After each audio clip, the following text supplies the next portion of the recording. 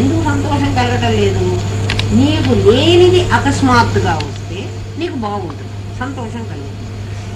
మనకందరికీ డబ్బు లేదమ్మా, ఇప్పుడు 1,00,000 రూపాయల లాటరీ వచ్చింది అంటే నిజంగా మనకు సంతోషంగా ఉంటుంది. ఎందుకంటే కష్టపడకుండా 1,00,000 రూపాయలు వచ్చినాయి.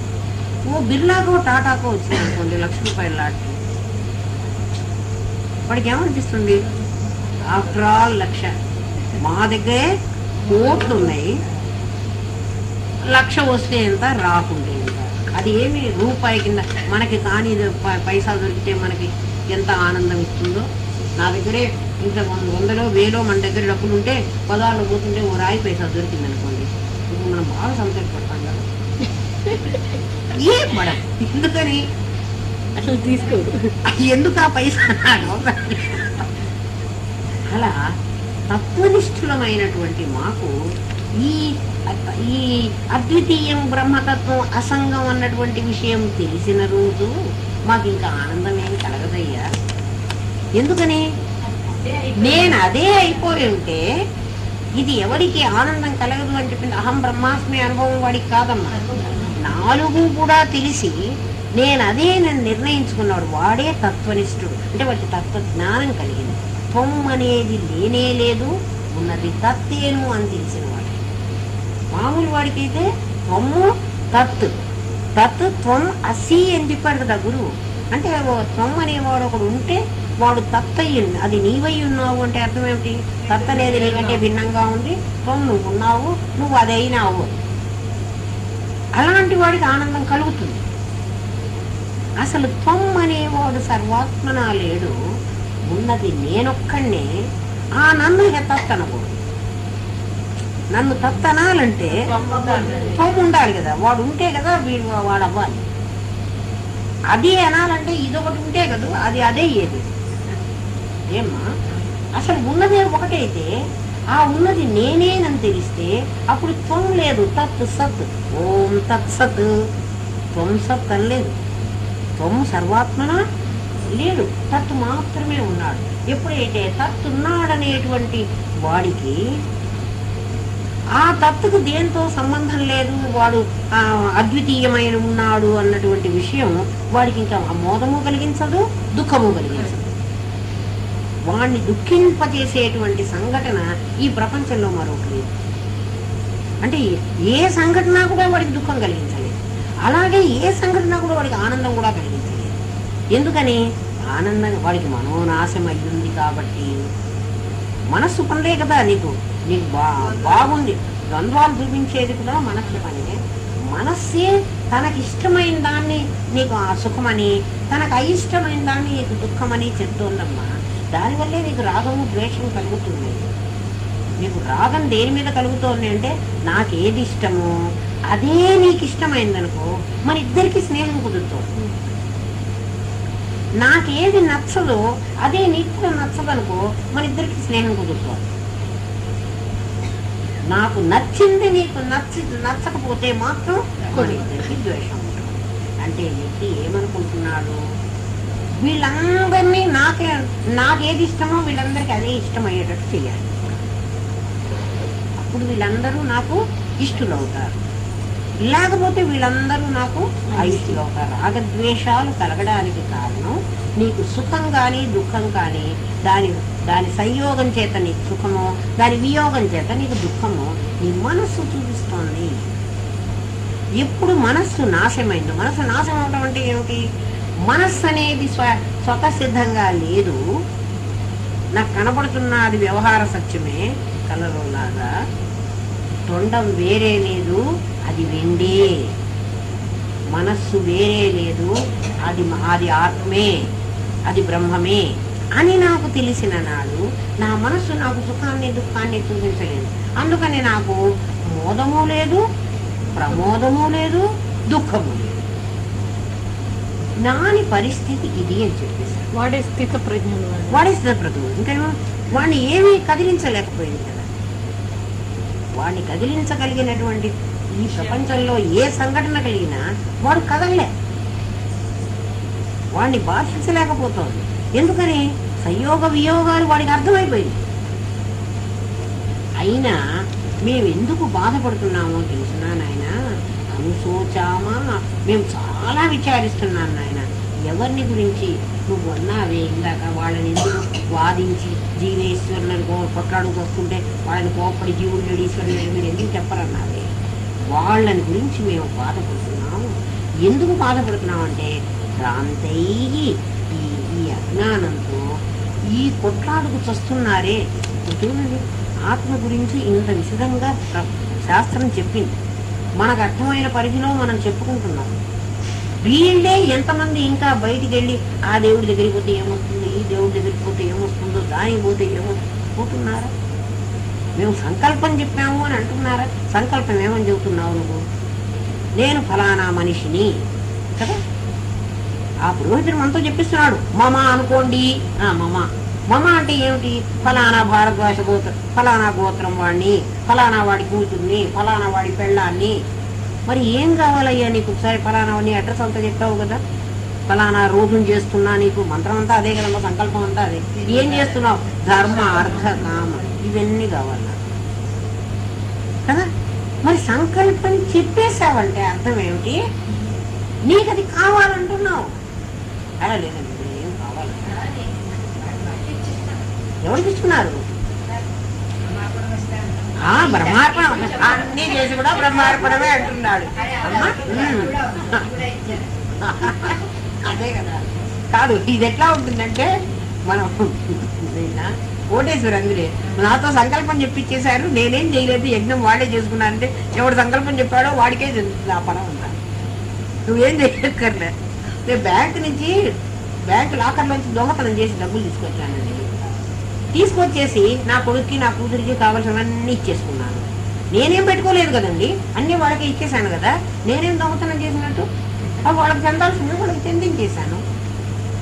అంటే ఇప్పుడు నన్ను దొంగ కింద రచ్చేస్తారా, జైల్లో పెట్టాలా? అక్కడ నా దగ్గర ఏం లేవు, చూడండి కావాలంటే. అసలు సంకల్పమే చెప్పకూడదు, వాడి సంకల్పం లేదు. ఎందుకంటే సంకల్పం అంటున్నావు, బాగా కల్పించుతూ ఉంటున్నావు. ఏదైతే లేదంటున్నాడో, ఈ జగత్తు లేదనే దానికి మనం నిర్ణయించుకుంటే, జగత్తు లేదు అంటే నా కురుపులు లేవని అనద్దు. కురుపులకు వ్యక్తిత్వం లేదు, ఇండివిజువాలిటీ లేదు, అవి నా మీద డిపెండ్ అయి ఉన్నాయి. నేను చచ్చిపోతే అవి ఉండడానికి వీలు లేదు. అలా ఈ జగత్తుకు బ్రహ్మను వదిలిపెడితే బతకడానికి ఇది చోటే లేదు. మనం చేస్తే అదే గుడికి వెళ్ళబట్టి కదా, నువ్వు గుడికి వెళ్ళబట్టి కదా. గుడికి ఎందుకు వెళ్ళావు? గుడికి ఎందుకు వెళ్ళావమ్మా? నీకు ఏదో కోరిక ఉంది. అసలు పూజ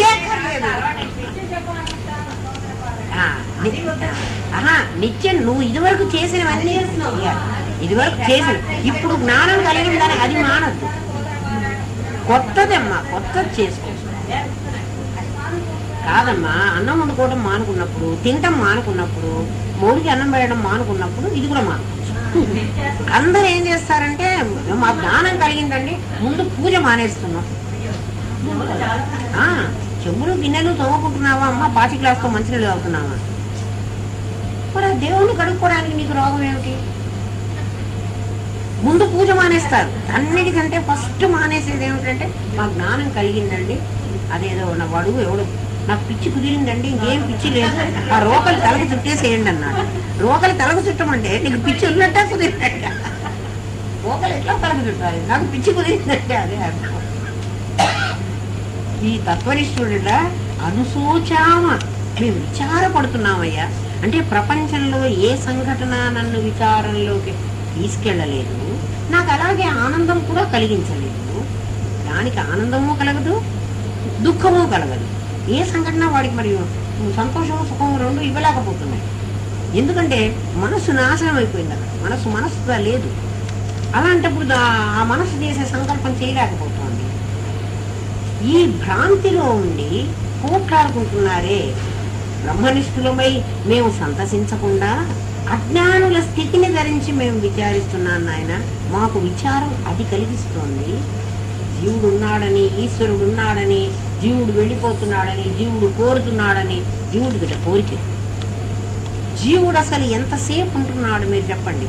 ఈ క్షణాది ప్రవేశాంతం ఈశ్వరుడు ఉంటున్నాడు కదా. ఇందులో ప్రవేశించి ఇందులో విముక్తమైనంత వరకు జీవుడు ఉంటున్నాడు. ఒక దేహంలో వచ్చి ఇంకో ఆ దేహంలో నుంచి అయిపోతే జీవుడు పోతున్నాడు. జీవుడు ఎక్కడికి పోతున్నాడు అంటే నీళ్లలో పడ్డ ప్రతిబింబం నీళ్లు ఎగిరిపోతే బింబం కనపడకుండా పోతున్నది. ఎందుకంటే బింబానికి స్వతసిద్ధంగా వ్యక్తిత్వం లేదు. అది ఇంకొక దాని మీద డిపెండ్ అయ్యింది. ఎవరి మీద? బింబం మీద ప్రతిబింబం డిపెండ్ అయ్యింది కదా. కాబట్టి జీవుడు పోయినాడు.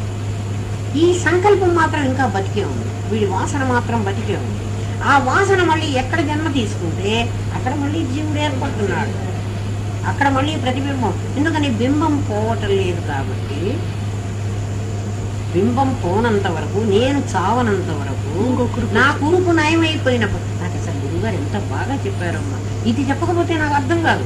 నా శరీరం మీదే నాకు కురుపులు కనిపించకపోతే ఈ విషయాన్ని నాకు ఎట్లా అర్థం చేయించగలడు ఆయన? ఆయనేమో దేహం లేనివాడు, నేనేమో ప్రశ్నలు వేస్తున్నాను. అలా మీకు కూడా గురుదేవులు చెప్తారు. మీరు కూర్చొని విచారణ చేసుకోవాలమ్మా. ఊరికే పుస్తకం చదివితే కాదు, ఇలాంటివి ఎన్నో తెలుస్తాయి గురుదేవులు ఎన్నో. తర్వాత మనకి ఇంకా సందేహం తీరకపోతే ఎవరో ఒకళ్ళు పుస్తకం తెప్పించి ఇది చదువుకోలేదు, అందులో అదే ఉంటుంది. నేను ఎన్నిసార్లు అనుభవం చెప్తున్నాను. ఇది తెలుసుకోవడానికి టైం సరిపోక వస్తున్నా. ఇంకా ఇంకా ఇంకా ఇంకా ఎక్కడికి పోయి ఎందుకు ఆ దేవీ పురానికి ఎందుకు, ఆ దేవుళ్ళు ఎందుకమ్మా? మనకు అనవసరం. పిచ్చి కాకపోతే ఎందుకమ్మా? అంత అమ్మవారిని అలాగే చూడాలి అనుకుంటే ఒకసారి బాత్రూమ్కి వెళ్ళి బట్టలన్నీ విప్పేసుకుని అర్థం పెట్టుకుని నేను చూపిస్తా, నీకు అర్థమైపోతుంది శరీరం అంటే ఏంటి. మనకు అందుకే కదా జ్ఞానోదయం కలిగింది. ఆవిడ ఈ శరీరం కోసమో నువ్వు ఇలా అడుగుతున్నావు అని చెప్పేసి మొత్తం విప్పేసి చూపించేసి చూసుకో. వేస్యే కదా.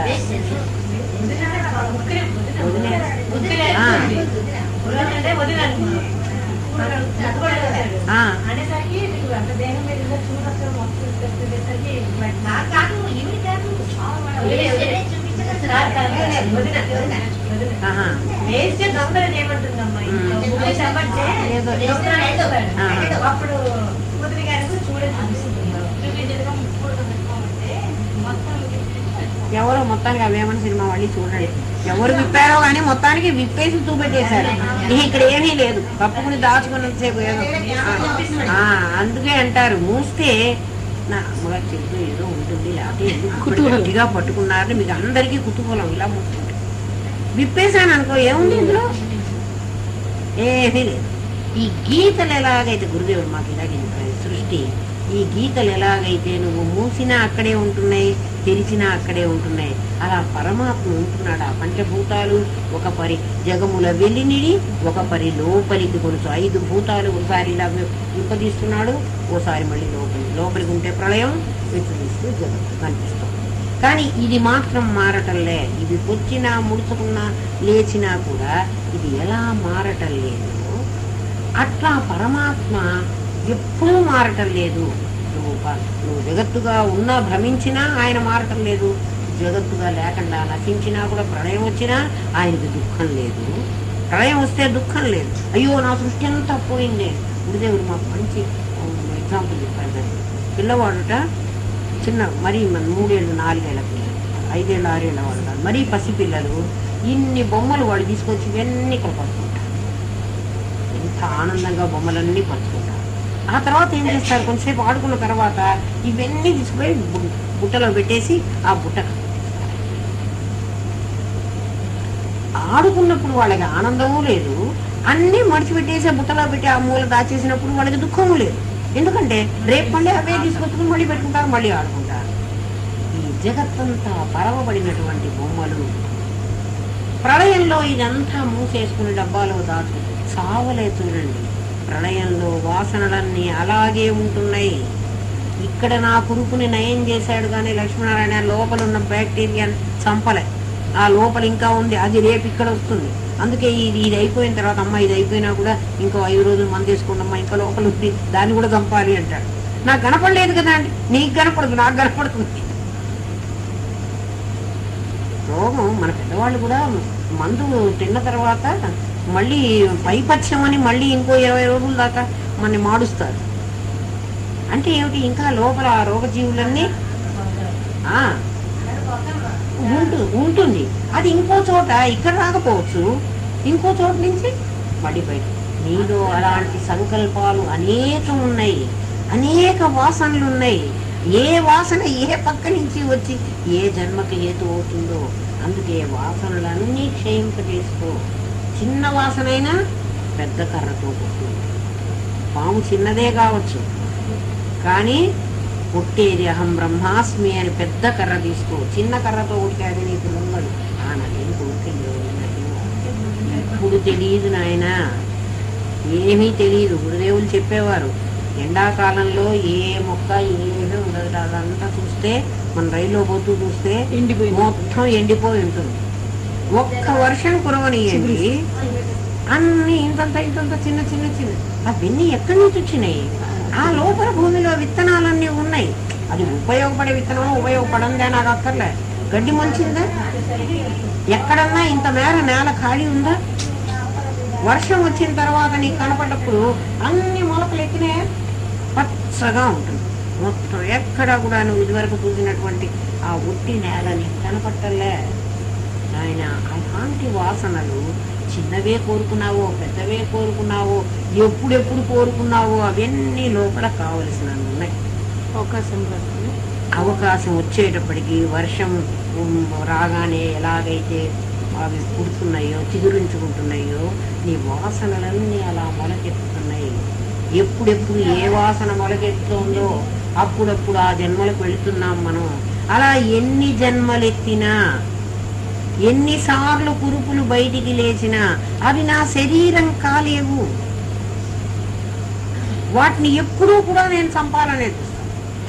ఎక్కడ కురుపు వచ్చినా ఆ పోలే, ఇక్కడ వచ్చింది కదా ఉండని, దాన్ని నాకేం పర్వాలేదు అంటానా? అది ఎక్కడొచ్చినా దాన్ని చంపాలలేదు. అలా ఎప్పుడు జన్మ వచ్చినా అదే న్యాచురల్ కాదు కదా. నా శరీరం ఇప్పుడు ఈ శరీరాన్ని నేను చంపాలని అనుకుంటానా? దీన్ని చంపడం కోసం ఎక్కడ డాక్టర్ దగ్గరికి పోయి నేను ఆయన కాస్త ఈ చర్మం పోయేటట్టుగా ఏమన్నా మంది అని అడుగుతానా? దీని మీద ఎక్స్ట్రా వచ్చింది అనుకో, ఇది ఏదో వచ్చింది నాయన చూడు, దీనికి ఏదో వచ్చింది అని చెబుతాను. అది మాడిపోవాలి, అది ఉండకూడదు. అలా మళ్ళీ మళ్ళీ మళ్ళీ మళ్ళీ జన్మలు వచ్చేటువంటి కోరిక ఏదైతే ఉందో మరి నాకు తెలీదు. సంకల్ప మాత్రం చేత నేను కోరుకుంటున్నాను. దానికి కావలసినవన్నీ ఈశ్వరుడు సమకూరుస్తున్నాడు. వాడి పని అదే కదా. నేను ఏదైనా కోరుకో, నువ్వు ఏదైనా కోరుకో, నీ అన్ని కోరికలు నెరవేరు. అయితే ఎప్పుడు అంటే ఇప్పుడు కాకపోవచ్చు, ఇంకో జన్మకి ఆ కోరికలకి నేను ప్రైమ్ మినిస్టర్ ఆఫ్ ఇండియా కావాలనుకున్నాను అనుకోండి. For example, prime minister of India కావాలంటే నేను మామూలు మనిషిని, నేను కౌన్సిలర్లే కాలేను. నేను ప్రైమ్ మినిస్టర్ ఆఫ్ ఇండియా ఎట్లా అవుతాను అంటే నాకు ఇప్పుడు ఎంత పుణ్యం కావాలి? అంత పుణ్యము నా చేత చేయించాలి. ఈశ్వరుడు చేయిస్తాడు. వీడికి ఈ కోరిక కోరాడరా, ఎందుకంటే ఈ జీవుడు బ్రహ్మమే కదా, జీవుడు లేనివాడే కదా. ఈ అనుభవిస్తున్నటువంటి వాడు, ఈ కళని అనుభవిస్తున్నవాడు కళ అని తెలియకుండా కదా వాడు దుఃఖపడుతున్నాడు. కళ అని తెలిస్తే ఎవరికైనా కళ్ళలో ఇది నాకు కళ అని తెలుస్తోందా? తెలిస్తే వాడు ఎందుకు ఏడుస్తాడు? పోనీ కళ అని తెలియలేదనుకున్నాం, కళలో వాడు ఓ బంగారు గ్లాస్తో ఒక బిచ్చగాడు, వాడికి పాపం ఆకలి తినడానికి తిండి లేక అలాగే సొమ్మసెల్లి పడుకుని నిద్రపోయాడు. వాడికి కళ వచ్చింది. తిండి మీదే ఆశ ఉంది కాబట్టి తిండి కలే వచ్చింది. చాలా తన గొప్ప రాజు ఇంట్లో వెళ్ళినట్టు రాజుగారు ఏదో బర్త్డే పార్టీ చేసుకుంటూ బంగారు గిన్నెల్లో చక్కగా పాయసం వీడికి కూడా ఇచ్చారు. బాగా తిన్నాడు. కళలో ఎంత కడుపు నిండిదో ఇంకా తింటే ఇంకా తింటున్నాడు. ఎదుకోరాగానే మళ్ళీ నా ఆకలి నాకు మామూలే ఉంది. ఎందుకని? అది సత్యం కాదు. ఇప్పుడే కదా నేను పరవాన్నం బంగారు గిన్నెతో పరవాన్నం తాగొచ్చాను, ఇంకా నాకు ఇప్పుడు ఎందుకు ఆకలి అవుతున్నావు పుట్ట అని ఎందుకు అడిగితే అదేం జవాబు చెప్తుంది? ఊరికిచ్చివాడా, నువ్వు ఇండా నుంచి పరవాన్నం తాగలేదురా, నువ్వు తాగి ఉంది కళలో. ఓ శివుడా, నువ్వు అనుభవిస్తున్నది ఈ కళ లాంటి ఈ ప్రపంచంలో ఎన్ని కోరికలు కోరిక కలిగితే నిరోధ సంస్కారం అమ్మైతుంది చెప్తున్నది. ఏ కోరిక కలిగినా కూడా ఈ ప్రపంచంలో నువ్వు నిజంగా అనుభవించుకున్నది లేదు. ఇదంతా మిథ్యా ప్రపంచం. మిథ్య అంటే ఏమిటి? కళ ఎలా మిథ్యనో అసలు లేనిది కాదు. ఇది ఉన్నది వ్యవహార సత్యం, వ్యవహారంలో సత్యం, యథార్థంలో సత్యత్వం లేదు. అలాగే నీ సంకల్పాలు ఎన్ని సంకల్పాలు చేసినా ఎన్ని జన్మలకైనా అది వ్యవహారంలో సత్యం కావాల్సిందే. యథార్థ సత్యానికి అవి వెళ్ళటానికి వీలే లేదు.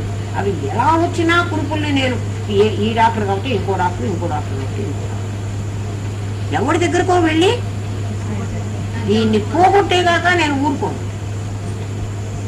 అలాగే ఎన్ని జన్మలెత్తినా పొట్ట కొరకు ఎన్నెన్నో పనులు చేసి ఇంకెన్నో జన్మములెత్త పాల్పడితే ఇంకేమేమి కానున్నదో. ఎన్నాళ్ళిట్లు తపింతు వేసరికి నీవే దిక్కు మిత్రాన్వయోత్పన్న భద్రగిరీంద్రరామ అంటారు. నాయన ఎన్నో జన్మలు ఎత్తాను, ఇప్పటి వరకు నేను ఎన్నో జన్మలు ఎత్తాను నువ్వు ఎలా చెప్పగలవురా? ఎత్తకపోతే ఈ జన్మకి రాను కదా. అందులో ఉన్నటువంటి డిస్సాటిస్ఫాక్షన్ ని పోగొట్టుకోవడం కోసం ఇంకా ఇంకా ఇట్లా ఉంటే బాగుంటుందేమో, ఇట్లా ఉంటే బాగుంటుందేమో, ఇట్లా ఉంటే బాగుంటుందేమో అని కదా ఈ జన్మకు వచ్చాను. ఈ జన్మలో కూడా నాకు ఇప్పుడు సాటిస్ఫై కావటం లేదు. నాకు ఇంకా ఇంకా ఇంకా ఇంకా ఎన్నెన్నో కోరికలు, ఇవన్నీ తీరడానికి ఇంకెన్నో జన్మలనెత్త పాల్పడికి ఇంకా నాకు ఒక జన్మ కాదు ఎన్ని జన్మలు. ఇలాగే కురుకులు వేస్తూ ఉంటాయి అనుకుంటే నాయన ఈ జబ్బు నీకు ఎప్పటికీ ఉంటుంది, నువ్వు చాలా జాగ్రత్తగా ఉండకపోతే అంటే మనం ఏం చేస్తాం? రాకుండా ఇప్పుడే రాకుండా ఎంత పవర్ఫుల్ యాంటీబయాటిక్ అయినా తిరిగేస్తాం. మరి ఇప్పుడు ఈ పవర్ఫుల్ యాంటీబయాటిక్ ఎందుకు వేయరు? ఈ రోగాన్ని ఎందుకు పోగొట్టుకోరు? పురుగు లేచింది, మీకు అపనమ్మకమే అక్కర్లేదు. మానవ ఈ జన్మకు వచ్చాం, అదే అది పోవాలంటే అది పోవాలంటే ఏదైనా సరే సంకల్పిస్తే అమ్మా. ఎందుకంటే ఏది పూజే కాదమ్మా సంకల్పం. ఇక్కడ కూర్చొని నేనేం కావాలనుకున్నా అది సంకల్పమే అవుతుంది.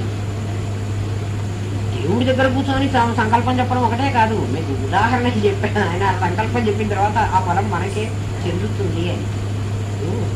మనం జపం చెయ్యలేం కదా, మనకు జపాలు రావు కదా. అందుకని ఓ బ్రాహ్మణుని పిలుస్తాం. మన పిల్లవాడు పుట్టాడంటే ఇన్ని వేలు రాహువుకి చెప్పండి, ఇన్ని వేలు కేతువుకి చెప్పండి, ఇన్ని వేలు శనికి చెప్పండి, ఏవో జపాలు చేయమంటారు కదా. వాళ్ళందరూ డబ్బుల కోసం ఏదో చెప్తారు. వీళ్ళు ఈ యజమాని 2 ఒక్కలు తీసుకుని అయ్యా నా బదులుగా నువ్వు జపం చెయ్యి అని వాడికి ఎదురుకుంటాడు. అంటే వాడికి ఆజ్ఞ ఇస్తున్నాడు అన్నమాట. వాడు ఆ జపాలన్నీ వాడు నిజంగా చేశాడు, అబద్ధమే చేశాడు, వాడు ఆ కర్మ వాడికి. ఎందుకంటే వాడు చేశానని, నేను చేశాను, ఈ జపఫలం అంతా నీకే చెందుతోంది, చేసింది నేనేనైనా ఆ ఫలం నీకు చెందుతా, ఆ ఒక్కరు మళ్ళీ వీడి చెందుతాడు. అంటే వాడికి పవర్ ఆఫ్ అటర్నీ ఇచ్చాం మనం, నువ్వు చెయ్యరా నాయన. వాడు దాన్ని బట్టి నాది నాకు ఇచ్చేశాడు. కాబట్టి కర్మ అంతా నేను అనుభవించాలని వాడు అనుభవిస్తాడు. కర్మ ఫలం ఎప్పుడూ కూడా ఏ ఆలోచన చేసినా అది మంచిదే కానీ అది చెడ్డదే కానీ ఆ ఫలం మనమే అనుభవిస్తున్నాం. అది ఒకటికొకటి ట్రాన్స్ఫర్ చేసుకునేది కాదు. ఏ టికెటే నా ట్రాన్స్ఫర్ కూడా అంటున్నాడు, ట్రైన్ టికెటే నా ట్రాన్స్ఫర్ కూడా, ఇంకా కర్మ ట్రాన్స్ఫర్ కూడా అమ్మా. అవి సాక్షిగా ఉంది. కర్మ ఫలాన్ని నువ్వే కదా అనుభవిస్తున్నావు. కర్మ చేసింది నువ్వే, అనుభవిస్తున్నది నువ్వే అమ్మా. నేను అంటే ఎవరు? ఆత్మకి సంబంధం లేదమ్మా. ఇక్కడ తొమ్మని చెప్పబడేవాడెవడు? జీవుడే కదా. దేహం ఎవడికి వచ్చింది? ఎవడికి పేరు పెట్టాను? ఆత్మకి నేను పేరు పెట్టలేదు కదమ్మా. ఆత్మకి ఎవడు పేరు పెట్టలేదు, అసలు పేరు అవసరమే లేదు. పేరు ఎందుకు పెట్టుకుంటున్నాం? మీ ఇద్దరిలో నేను ఒకళ్ళని గుర్తించడం కోసం దీనికో పేరు దీనికో పేరు పెట్టాను. ఆ పేరు పెట్టి పిలిచి ఐడెంటిఫికేషన్ కదా. నీకు ఆ పేరు పెట్టాను, ఏ పేరు పెట్టిందా అంటే సంకల్పం చేసావు నువ్వు. ఆ సంకల్పం వల్ల ఈ శరీరం వచ్చింది, ఈ శరీరానికి పేరు పెట్టారు. వీటన్ని దీని తర్వాత అది, దాని తర్వాత ఇది, దాని తర్వాత అది. మెయిన్ ఇది రావడానికి కారణం ఏమిటి? నీ సంకల్పమే, నీ కోరికే. నీ కోరికే నీకు జన్మగా కారణం ఉంది. అది అనుభవిస్తూ కూడా నువ్వు అనుభవిస్తూ బాధపడుతూ ప్రతి వాళ్ళు కూడా ఈ జీవితం ఎందుకు వచ్చింది అని బాధపడకుండా ఒక్క క్షణం కూడా ఉండదు. ప్రతి వాడు నాకు బాగొచ్చింది జీవితం అని అనుకోడు. ఈ జీవితాన్ని గురించి అంటే ఇప్పుడున్నటువంటి అసంపూర్ణతని గురించి, అసంపూర్ణత ఎందుకు వచ్చిందో తెలిసిన ఆత్మగా నువ్వు సంపూర్ణుడివమ్మా. ఆత్మలో నుంచి చ్యుతైనావు కాబట్టి నీకు అసంపూర్ణత వచ్చింది. నీకు అసంపూర్ణత ఎక్కడుందో తెలుసుకోలేక నువ్వు బయట బయట ఇంకా అక్కడ దొరికినావు అక్కడ ముసలావిడే చూడి గుడ్డలు ముట్టుకుంటుంది నాలాంటి ముసలి. ఆ చూసి కాస్త విరిగి ఇక్కడ ఊడి కింద పడిపోయింది. ఆవిడ కళ్ళు లేవు, మరి ముసలి కదా. ఇక్కడేమో పైగా చిన్న దీపం ఉంది ఆ ఇంట్లో. ఈ చిన్న దీపం వెలుగులో ఏం కనపడుతుంది? దీపం ఇది. అక్కడ స్ట్రీట్ లైట్ బాగా పెద్దగా వెలుగుతోంది. అక్కడ వెళ్ళి సూది వెతుక్కుందామని సచ్చేటు వెతుకుతున్నాం. ఎవడో ఒకడు అది ఆగకపోతే ఏమిటవ్వా వెతుకుతున్నాము అని వచ్చి నాయన గుడ్డ కొట్టుకుంటుంటే సూది పడిపోయింది. ఆ సూది మరి వెతుకుతున్నానంటే, ఇక్కడ వెతుకుతున్నావు ఎందుకు అవ్వా అంటే, మరి పెద్ద లైట్ ఉంది కదా అందుకని కనపడింది. ఆ పెద్ద లైట్ కాదు, ఇంకా పెద్ద లైట్ 1000 వాట్స్ బల్బు పెట్టినా కూడా నీ సూది ఎక్కడ దొరకదు. ఎందుకని? సూదిని నువ్వు పారేసుకున్నది ఒక చోట, నీకు ఈ అసంతృప్తి కలిగింది ఒక చోట. ఎందుకు కలిగింది? నువ్వు పూర్ణుని అనే సంగతి నీకు తెలియక అసంపూర్ణంగా మానవ దేహం ధరించి నువ్వు జీవుని అనుకోబట్టి నీకు అసంతృప్తి కలిగింది. ఈ అసంతృప్తి పోవాలంటే నువ్వేం చేస్తున్నావు? అక్కడ డబ్బు సంపాదిస్తే నాకు సంతృప్తి వస్తుందేమో వెతుక్కుంటున్నావు. నాకు పెళ్లి చేసుకుంటే బాగా తృప్తిగా ఉంటుందేమో, లేకపోతే ఇంకేదన్నా ఇల్లు వాకిళ్ళు కట్టుకుని ఐదో ఇట్లా ఉంటే నాకు తృప్తిగా ఉంటుందేమో. అంటే నువ్వు పోగొట్టుకున్నది నీ తృప్తి స్థానాన్ని నువ్వు పోగొట్టుకున్నది ఎక్కడ? నువ్వు వెతుకుతున్నది ఎక్కడ? పోగొట్టుకున్నది ఆత్మలో నేను ఆత్మని అనే విషయాన్ని విస్మరించింది అక్కడ. నువ్వు వెతుకుతున్నది బయట ఈశ్వరత్రయాల్లో వెతుకుతున్నావు. ఈశ్వరత్రయాల్లో ఉంటే కదా నీకు దొరకడానికి. ఆ సూర్య ఆ స్ట్రీట్ లైట్ కింద పడితే కదా అది. ఎప్పుడైనా నేను కాదు 1000 మంది కలిసి అక్కడ వెతికినా కూడా. అందుకే అహం మూలాన్వేషణ. మూలాన్వేషణ అంటే అహం మూలాన్వేషణ. అహం నేనెవరు నేనెవరు నేనెవరు? ఈ కనిపిస్తున్న దేహాన్నే, ఈ రక్తమా, ఈ మాంసమా, ఈ ఎముకల, ఇవన్నీనా? అసలు ఈ సంపద ఈ ఇల్లా కాదు. ఇది వెతుక్కు ముందు. ఇదే నీవు కాదు. అసలు దేవుడు లేడన్నట్ట. దేవుడు అసలు లేడని గజేంద్రుడు కలడందురు దీనులేడ కలడందురు పరమయోగి గణముల పాలన్ కలడందురు అన్ని దిశలను కలడు కలండనడు వాడు కలడో లేడో. అందరూ ఉన్నాడు ఉన్నాడు ఉన్నాడు అంటారు. ఉన్నాడా? లేనే లేడా?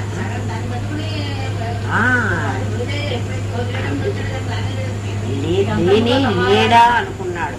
అప్పుడు వాడు పూర్వపుణ్య ఫల దివ్య జ్ఞాన సంపత్తితో ఏ రూపమున దీని గెలుతూ ఇక మీరేవేల్పు చింతింతు ఎవ్వారించేరు ఎవరడ్డమక ఈ వారి ప్రచారోత్తమను వారింపను తగు వారలెవ్వరు.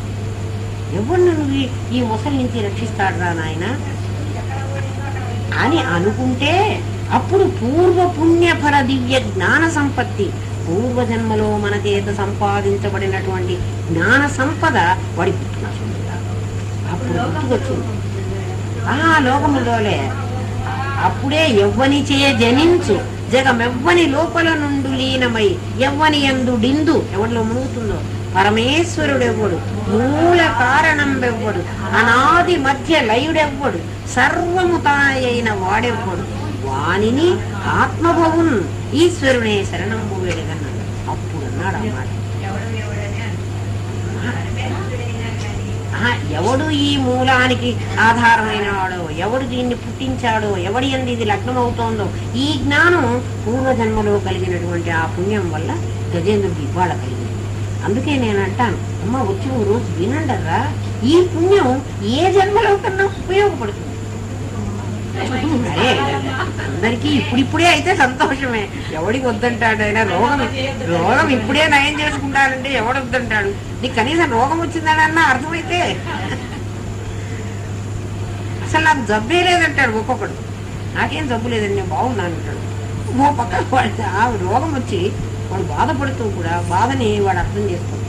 అలాగే మొత్తం దీన్ని తెలుసుకుంటే అహమూలాన్వేషణ, అహాన్ని మూల అన్వేషణ చెయ్యి. అప్పుడు జగత్తు లేనిదని నీకు అర్థమవుతుంది. నీకు అర్థమయ్యే వరకు ఎవరు చెప్పినా ఇది వినవద్దు. నీకేదో అర్థం కాదు. అందుకే చెప్తే పరోక్ష జ్ఞానం కలుగుతుంది, అపరోక్ష అనుభూతి నీకే రావాలి. ఒక్కసారి నువ్వు ఆ మార్గంలో ప్రయాణం చేసావంటే అసలు ఆ సాటిస్ఫాక్షన్. ఎందుకంటే నువ్వు సూది వెతకడం కోసం బయట వెతికినంతసేపు దొరకని చోట నువ్వు ఎంత వెతికినా లాభం లేదు.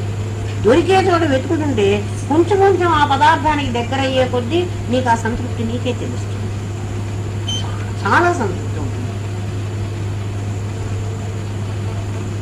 మాం ఖాళీ ఉంది.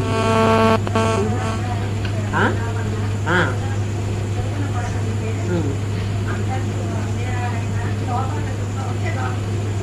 లోపల చీకటి ఏమ్మా వాళ్ళకి వినిపించలేదా పాటు? ఎక్కడ కర్నూలుకి పెట్టుకున్నావా? కమ్యూనికేషన్ బాగానే ఉంది. పద్మ అలాగే ఇక్కడి నుంచి ఫోన్ చేసి అబ్బాయి ఓపెన్ చేసి పెట్టండి నేను అక్కడ వింటానంటుంది. మన వరంగల్ పద్మ బాగా వినపడుతుందా ఇలా? ఓ పర్వాలేదే. ఏమ్మా? అయ్యో అందుకని నాయన ఎవడైనా జీవుణ్ణి గురించి ఈశ్వరుని గురించి మాట్లాడుతూ ఉంటే బ్రహ్మనిష్ఠులమై మాకై మేము హాయిగా ఉన్నప్పటికీ, అంటే మాకు ఆనందం లేదు దుఃఖం లేదు, అయినా ఈ అనవసరమైన మాట మాట్లాడుతున్నారే వీళ్ళని చూసి వీళ్ళకి ఎందుకు ఇలాంటి జ్ఞానం కలగటం లేదు అని మేము బాధపడుతున్నారా, మా బాధ ఇంకా వేరే కారణం ఏంటన్నారు. అనుశోచాను ఏవా అన్య అన్న ఒకదాన్ని గురించి వాళ్ళు భ్రాంతిలో ఉండి పోట్లాడుకుంటున్న వాళ్ళని చూసి మేము బాధపడుతున్నాం. పోనీ ఒకవేళ వాళ్ళకి ఏదైనా చెబుదామని ప్రయత్నించినా వాళ్ళు వినకపోగా వాదానికి వెళ్ళిపోతారు. వాళ్ళతో ఆర్గ్యూ చేయటం మాకు అనవసరం. ఇప్పుడు బ్రహ్మకుమారి ఈశ్వరీయ మతం అని ఒకళ్ళు ఉన్నారు. ఈ ఊరికే ఒక అర్ధగంట వాళ్ళతో మాట్లాడి చూడండి, వాళ్ళు మనది వినరు. ఇక ఆ వాదన అది అనవసరం. అందుకని ఒక నమస్కారం పెట్టి నాయన మీ ఇష్టం, మీరే ఆ కల్కి భగవాన్ కూడా అమ్మ భగవాన్ అని టీవీలో కూడా చెప్తున్నారు. ఏమిటి ఎందుకు చెబుతున్నారో ఎందుకు అర్థం కావట్లేదు. వాళ్ళందరూ చెప్పేవాళ్ళు ఏం చెబుతున్నారు, మాకు ఆ కష్టాలు తీరినాయి. ఏం కష్టాలు తీరినాయి? ఈ ప్రపంచంలో ఉన్నవే కదా. ఇక్కడివి కాకుండా ఏమన్నా మీకు వచ్చిందా? ఇక్కడివి ఎలాగూ వస్తాయి.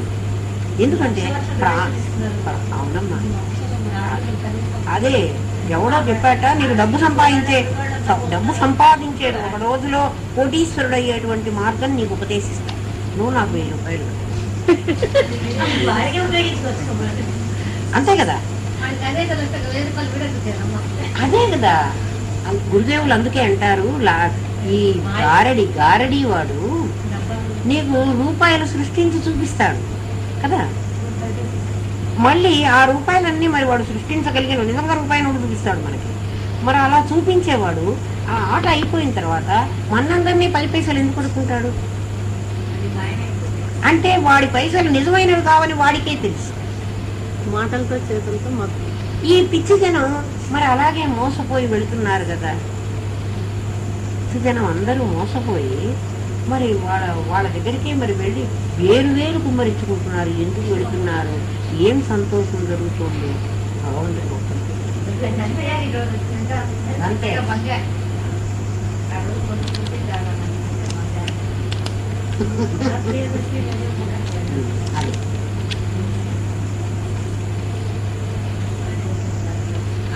ఏమ్మా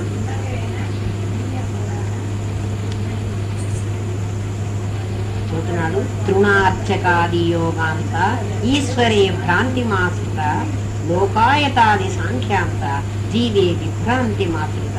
చూడాయన ఈ చెప్పబడిన వాళ్ళల్లో గడ్డిని పూజ చేసేవాడు ఒకడు, గడ్డే దేవుడు అంటాడు.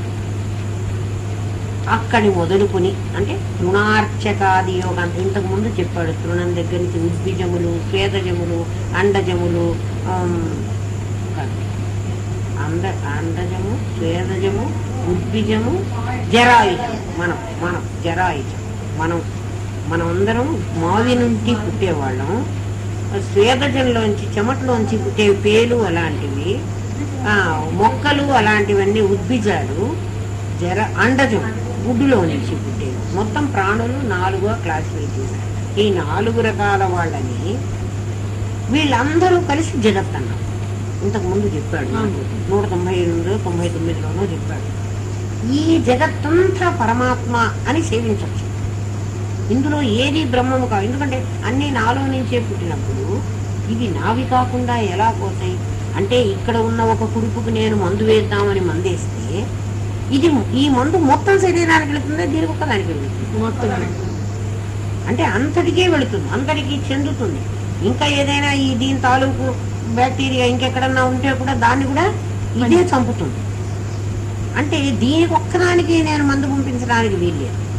నా శరీరం మొత్తం ఆ మందుతో అది దాని ఎఫెక్ట్ ఉంటుంది. అలాగే నువ్వు ఒక్క చోట ఉన్న పరమాత్మని, గడ్డిపోతనే లేకపోతే వేప చెట్టునే లేకపోతే ఇంకొక రాయినో, నీ ఇష్టం, ఎవరినన్నా వాళ్ళని భగవంతుడుగా నువ్వు ఆరాధిస్తే అదంతా నన్ను ఆరాధించినట్టే.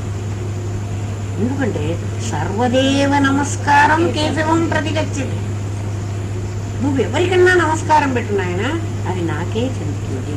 లేదు లేదు వాళ్ళకి పెట్టాను కదా అంటే వాళ్ళెవరు నాలో ఉన్నవాళ్ళు, నాకన్నా భిన్నంగా లేదు. అలాంటప్పుడు సర్వదేవ తిరస్కారం కేశవం ప్రతిగచ్చది కదా. అందరికీ నమస్కరించినప్పుడు ఎవరికి నమస్కారం పెట్టినా భగవంతుడికే చెందుతున్నప్పుడు, ఎవరిని తిట్టినా కూడా ఆయనకే చెందుతుంది. తిట్టొక్కటి వీళ్ళకేను, నమస్కారం ఒకటి ఆయనకే చెందుతుంది. అలా చెందదు. ఈ చెప్పబడిన వాగులలో ఈశ్వరుని విషయం మన గడ్డిని పూజించువారు మొదలు యోగుల వరకు వీళ్ళంతా పొరపడ్డ వాళ్ళే. గడ్డిని పూజ చేస్తున్నారే, లేకపోతే అయ్యప్పని పూజ చేస్తున్నారు, ఇంకా కొంతమంది గాణాపత్యులు గణపతిని పూజిస్తారు, తర్వాత ఈ దుర్గామాతని కొంతమంది పూజిస్తారు, అలా కొంతమంది విష్ణువునే పూజిస్తారు, ఒకళ్ళు బ్రహ్మనే పూజిస్తారు. అంటే వాడే దేవుడు అని. పురాణాలన్నీ కూడా దేవీ భాగవతం చదివామనుకోండి, ఆ అమ్మవారే మొత్తం, మిగిలిన వాళ్ళందరూ ఆవిడ కన్నా కింద వాళ్ళు. ఎందుకంటే కరాంగులిన కోత్పన్న నారాయణ దశాకృతి, నారాయణుడి 10 అవతారాలు ఆ అమ్మవారి నఖ ఉత్పన్న ఆవిడ గోళ్లలో ఉన్నాయి. నువ్వు నా గోటితో సమానం రా అంటారు. అంటే నా గోటితో సమానం అంటే యూఆర్ ఆఫ్టర్ ఆల్, అంతే కదా. అంటే నారాయణుడు దశాకృతులు చెందిన నారాయణుడు ఆ అమ్మవారికి కరాంగుళి, కర చేతి అంగుళి నఖ ఉత్పన్న ఆ గోళ్లలో పుట్టినటువంటి వాడు. అంటే ఆ అమ్మవారు అంత గ్రేట్. అలాగే శివపురాణం వైపు వెళ్ళామనుకోండి, విష్ణువు బ్రహ్మ అందరూ కూడా ఆయన శివుడే దేవుడు. ఎక్కడ విష్ణు పురాణం చదివామనుకోండి, మిగిలిన వాళ్ళందరూ పనికి మాలిన వాళ్ళు, ఆయన ఒక్కడే, విష్ణు ఒక్కడే దేవుడు. అలాగే గణపతి ఉపాసకులు ఉన్నారు, వాళ్ళు గణపతి ఒక్కడే దేవుడు, మిగిలిన వాళ్ళందరూ ఆయనకి సేవకులు. అమ్మా భగవద్గీత జ్ఞానం కదమ్మా. అజోషిలో అదే అంటున్నాడు నాయన, ఈ పూజ చేసే వాళ్ళందరూ, ఈ గడ్డిని పూజించేవాడు మొదలు, ఒకడు ఏదో డప్పులు కొట్టుకుని ఆ అమ్మవారిని కాళీ ఆకారం పెట్టుకుని ఏదో చేస్తాడు, వాడు పూజ చేస్తున్నాడు. వాడు చేయకుండా పోలేదు, వాడి లెవెల్లో వాడు చేస్తున్నాడు. కొంతమంది తాగి చేస్తున్నారు. మరి ఉపాసకులన్నీ దక్షిణాచారం వామాచారం అనే పద్ధతుల్లో, మరి వామాచార పద్ధతుల్లో అవన్నీ తాగి మద్యము మాంసము పంచమకారాలు పెట్టుకుని వాళ్ళు కూడా దేవుణ్ణి అర్చిస్తూ ఉన్నారు. బెంగాల్లో అర్చన ఎక్కువగా ఉంది, వాళ్ళు కూడా చేస్తూనే ఉన్నారు. వీళ్ళందరూ కూడా భగవంతుని గురించి, ఈశ్వరుడని గడ్డిని పూజిస్తున్నారే, వాళ్ళెవ్వరికీ కూడా నిజంగా ఈశ్వరుడు ఒకటే తేల్చేసాడు. వీళ్ళందరూ పూజిస్తున్నారు, శివ పూజ చేస్తున్నారు. శివుడు నిజంగా పరమాత్మ అని తెలిస్తే, శివుడు అనేవాడు ఇప్పుడు ఇందాక మనం అనుకున్నట్టుగా జగత్తులోనే ఒక కురుపు అని తెలిస్తే, ఈ కురుపుకు ఆధారమైనటువంటి శరీరం సత్యమా, ఈ కురుపు సత్యమా? కురుపే సత్యం అని వాడు చేస్తున్నా అంటే మిగిలిన కురుపులన్నింటిలోకి చాలా శ్రేష్టమైన కురుపు ఏ కురుపు అయితే ఏదైతే ఏమమ్మా, అది పనికి వాళ్ళ దానికి. కాబట్టి వీళ్ళందరికీ కూడా లోకాయుతులు మొదలు సాంఖ్యుల వరకు, గడ్డిని మొదలు యోగుల వరకు భగవంతుణ్ణి పూజించేవాడు ఒకడు వస్తాడు. ప్రాణాయామం ది బెస్ట్ అండి. దేనికి బెస్ట్ ఆయన? శరీరాన్ని నిలబెట్టుకోవాలి. ఆసనాలు చాలా బెస్ట్. దీంతో వీళ్ళందరూ అంటారు ఆధ్యాత్మిక ఔన్నత్యాన్ని. ఆధ్యాత్మికం అంటే ఏం తెలుసు నీకు? ఔన్నత్యం అంటే ఏం తెలుసు? అందరూ ఆధ్యాత్మికం మాట్లాడేవాళ్ళే. నిజంగా ఆధ్యాత్మికం ఎవ్వడికి తెలియదు. వీళ్ళందరూ పొరపడ్డ వాళ్ళేమో. వీళ్ళకి జీవుని గురించి తెలియదు, వీళ్ళకి ఈశ్వరుని గురించి తెలియదు. జీవేశ్వరులు ఇద్దరూ కూడా అంటే ఒకడేం చెప్తారో తెలిసిన జీవుడు చాలా తక్కువ వాడండి, కించిద్వాడండి, ఈశ్వరుడు సర్వజ్ఞుడండి. ఏమిటి సర్వజ్ఞత్వం? వీడి కించిజ్ఞత్వం ఏమిటి? కురుపు లేచిన తర్వాత చిన్న కురుపు అయినా నీకు నొప్పే పెడుతోంది, పెద్దదైనా నొప్పే పెడుతోంది కదా. ఇది చిన్నది వెళ్ళి ఏం పర్వాలేదు, చిన్నదే అనుకోండి. ముఖం మీద ఏదైనా ఇంత చిన్న గుళ్ళ లేచింది అనుకున్నాం కాసేపు, ఇక్కడికే వెళుతుందా వెళ్ళదా అంతవరకు అక్కర్లేదరా. ఫారెన్ మ్యాటర్ ఏదైనా పళ్ళల్లో చిక్కుకుంది అనుకో, తీసేదాకా నీ నాలుగు ఎక్కడికి పోతుంది? ఎంతసేపటికి కంట్లో ఇంత నలక పడిందనుకో, ఆ నలక బయటికి తీసేదాకా నీ చెయ్యి కన్ను దగ్గరికే పోతుంది. నడుస్తూ ఉంటే చిన్న ఇంత రాయి చెప్పులో ఇరుక్కుందనుకో, ఆగైనా సరే చెప్పు వదిలి ఆ రాయి తీసే వరకు నువ్వు ప్రయాణం చేయలేవు. నీలో ఇంత జీవభావం విరవేసుకుపోతే దీన్ని బయటికి పీకాలని నీకు ఎందుకు లేదు? ఇది నీతో సమానంగా పెట్టుకుని అదే సర్వస్వం ప్రయాణం చేస్తున్నావు. ఎంత పిచ్చివాడు! ఇంత నలకని తీసేదాకా వదలవా? అది నీది కానిది. ఇంత చిన్న నోట్లో పళ్ళ సందున చిన్నగా ఇరుక్కుంటే అది తీసే వరకు పుల్ల పెట్టో, టూత్ పిక్ పెట్టో, ఇక పిన్ను పెట్టో, దాన్ని పీకేదాకా నీ నాలుగు అక్కడికే పోతుంది. ఇప్పుడు నీ మనసు ఎందుకు అంతర్ముఖమై లోపలికి వెళ్ళదు? అది అడ్డనే సంగతే నువ్వు గ్రహించలే. చూడు ఎంత మూర్ఖంలో పడిపోయినావో. ఎప్పుడు నువ్వు ఇలాంటివి కనుక్కోకుండా పోతావండి. అవునమ్మా, గురువే ఇవి చెప్పాలి. దీనికోసం డబ్బు తీసుకుని చెప్పేవాడు గురువే కాదు. ఎందుకంటే వాడికి తెలిస్తే వాడు చెప్పాలి. నిద్రపోతున్న వాడు ఏడుస్తుంటే వాడి డబ్బు ఇస్తాడని వాడిని నిద్ర లేపుతున్నాను నేను, నిద్రలో కలగంటున్నాడు, వాడు ఏడుస్తున్నాడు. వాడు నాకేం డబ్బులు ఇవ్వలేదు, వాడిని ఎందుకు నిద్ర లేపాలి, ఏడుస్తూ పడుకొని అని అనుకుంటారా ఎవరైనా? వాడిని లేపుతాం కూడా. అలా ఈ నలక పడింది అనే సంగతి అంటే తెలిస్తే నువ్వే పాపం నాలుగు దాని వైపుగా వెళ్ళి దాన్ని తీస్తావు. ఈ నలక పడింది అన్న స్థితి కూడా నీకు తెలియకుండా ఎప్పుడు ఉంటుంది? నీకు అనుసరిస్తే ఉంటుంది కదా. నీకు ఏదైనా మత్తు మందిస్తే నీకు నోట్లో నలక ఉంది, పంటలో మరి చిక్కుకుంది, దాన్ని తీయాలి అన్న జ్ఞానం నీకు ఉండదు. ఇప్పుడు నీకు అనస్థీసియా ఏమెట్టిందో అర్థం చేసుకో.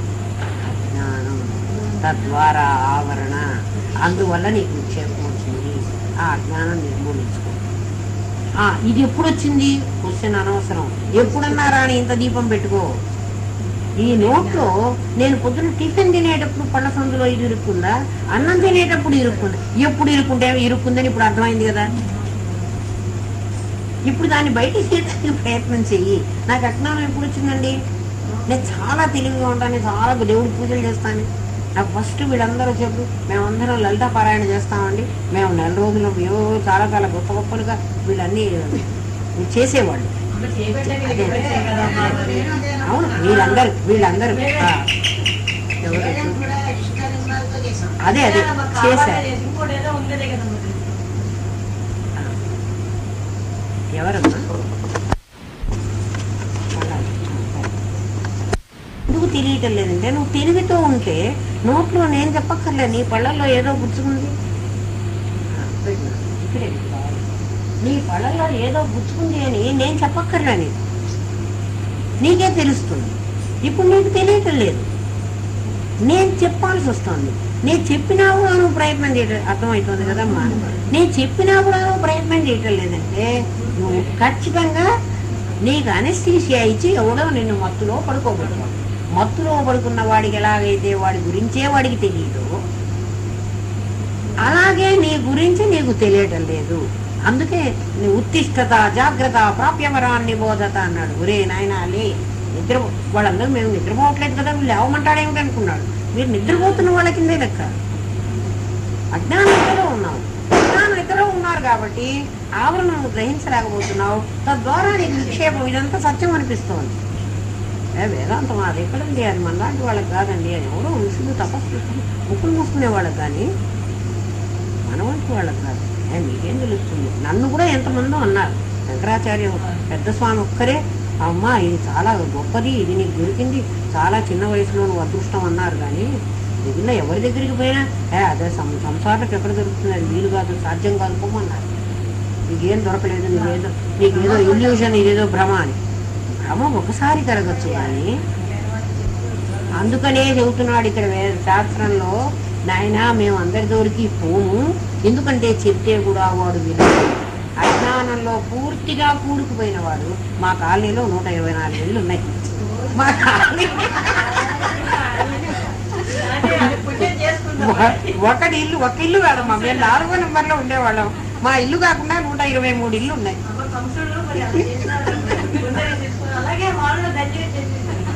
ఒక్కళ్ళు కూడా రాలేదు, వాళ్ళు అంటే ఇప్పుడన్నా వస్తున్నారు. వీళ్ళకి అర్థమై ఆ కాలనీ వదిలేక. కాబట్టి అజ్ఞానంలో ఉన్నవాడికి, మత్తు మంది ఎక్కించుకున్న వాడికి ఏం మత్తు ఎక్కింది? 3 మత్తులు ఎక్కింది.